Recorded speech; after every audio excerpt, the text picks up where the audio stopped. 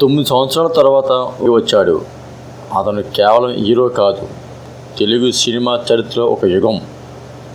Cinema విడుదలైన మొదటి రోజు థియేటర్ల దగ్గర జనాలు పండుగ చేసుకున్నారు. బాక్సాఫీస్ దగ్గర ఒకే ఒక్క మాట వినిపించింది, బాస్ ఈజ్ బ్యాక్. అవును, అది మెగాస్టార్ చిరంజీవి నటించిన ఖైదీ నెంబర్ 150 సినిమా. ఈ సినిమా కేవలం ఒక హిట్ కాదు, టాలీవుడ్లో ఒక కంబ్యాక్ హిస్టరీ. ఇక ఈ సినిమా గురించి చెప్పుకున్నట్లయితే hero Chiranjeevi, director VV Vinayak, producer Ram Charan, music Devisri Prasad. Release date జనవరి 11, 2017. ఇది పండగ సినిమా. అయితే ఈ సినిమా తమిళ్ మూవీ కత్తికి రీమేక్ చేశారు, కానీ తెలుగు ప్రేక్షకుల కోసం పూర్తిగా మాస్ ఎంటర్టైనర్గా తీర్చిదిద్దారు. సినిమాలో చిరంజీవి దివ్యపాత్ర అభినయం చేశారు. ఒకరు కత్తి సీను, చిన్న దొంగ, మరొకరు శంకర్, రైతుల కోసం పోరాడే యువకుడు, నాయకుడు. ఒకరోజు సీను జైలు నుండి తప్పించుకుని బయటికి వస్తాడు. అక్కడ అతనికి తనలాగే శంకర్ కనిపిస్తాడు. కానీ ఒక పెద్ద కంపెనీ రైతుల భూమిని దోచుకునే ప్రయత్నం చేస్తుంది. అప్పుడు సీను శంకర్ స్థానంలోకి వెళ్ళి రైతుల కోసం పోరాడతాడు. ఈ సినిమా రైతుల సమస్యలపై ఒక శక్తివంతమైన సందేశం ఇచ్చింది. 2017 సంక్రాంతి సందర్భంగా విడుదలైన ఈ సినిమా టాలీవుడ్లో ఒక పెద్ద పండుగలా మారింది. తెలుగు రాష్ట్రాల్లో ఫ్యాన్స్ పాలు అభిషేకాలు చేశారు. థియేటర్లు హౌస్ఫుల్ అయ్యాయి. ఫస్ట్ డే రికార్డులు బద్దలయ్యాయి.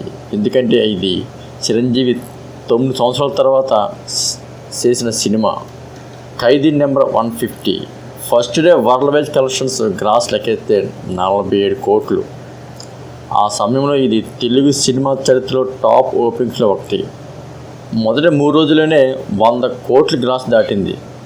ఆంధ్ర, తెలంగాణ 60 కోట్లు ఉండగా ఓవర్సీస్ 15 కోట్లు ప్లస్సే. సంక్రాంతి సెలవులు ఉండడంతో ఈ కలెక్షన్ భారీగా పెరిగాయి. ఇక 164 నుండి 170 కోట్లు వసూలు చేసిందంటే నమ్మశక్యం కాదు. ఏరియా వైజ్ కలెక్షన్ చూసినట్లయితే ఏపీ, తెలంగాణ ప్రత్యేకంగా 110 కోట్లు వసూలు చేసింది. కర్ణాటక 10 కోట్లు ఉండగా తమిళనాడు 3 కోట్లు, రెస్ట్ ఆఫ్ ఇండియా 8 కోట్లు, ఓవర్సీస్గా 33 కోట్లు. వరల్డ్ దాదాపు టోటల్ వరల్డ్ వైడ్ గ్రాస్ కలిపి 164 కోట్లు పైగా వసూలు చేసింది ఈ సినిమా కలెక్షన్స్. ఇక రికార్డులకు వస్తే ఖైదీ నెంబర్ 150 అనే రికార్డు సృష్టించింది.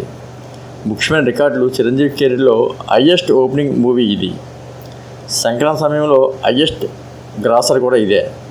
2017 ప్రారంభంలో టాలీవుడ్ టాప్ కలెక్షన్ సినిమా కూడా ఇది చెప్పుకోవచ్చు. ఇక మ్యూజిక్ పరంగా Devi Sri Prasad super hit songs అందించారు.